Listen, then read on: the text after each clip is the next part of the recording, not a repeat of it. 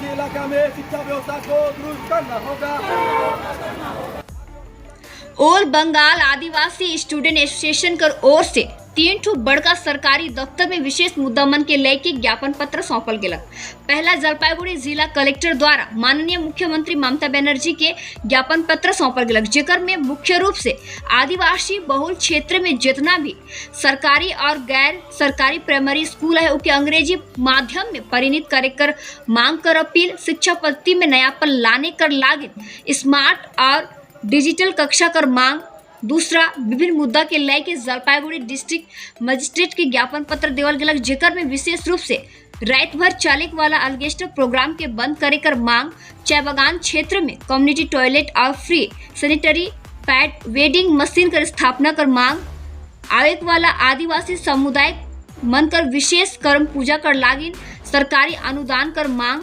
तीसरा जलपाईगुड़ी जिला regional PF commissioner के चाय बागान क्षेत्र में काम करे वाला मजदूर मन का पीएफ में धांधली के ध्यान केंद्रित करे के लेके विशेष रूप से ज्ञापन पत्र सौंपल गेला। देखो पूरा रिपोर्ट। प्राइमरी स्कूल है जहां टीचर का संख्या 5 है और बच्चे का संख्या 3 है।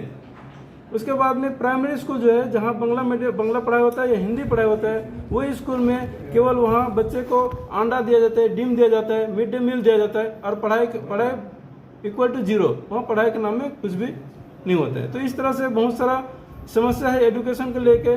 साथ में हमारे डुआसतराय के क्षेत्र में बहुत सारा ऐसे जूनियर गर्ल्स स्कूल है, जो गर्ल्स स्कूल डिपार्टमेंट की तरफ से वो स्कूल तो बना ठीक, लेकिन 2-3 महीना चलने के बाद वो स्कूल ऑलरेडी बंद अवस्था में पड़ा हुआ है।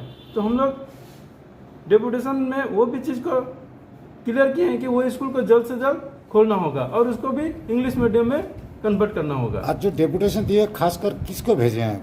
ये सीएम को भेजे हैं, हम लोग का डिविजनल कमिश्नर के माध्यम से थ्रू हम लोग सीएम के पास भेजे हैं।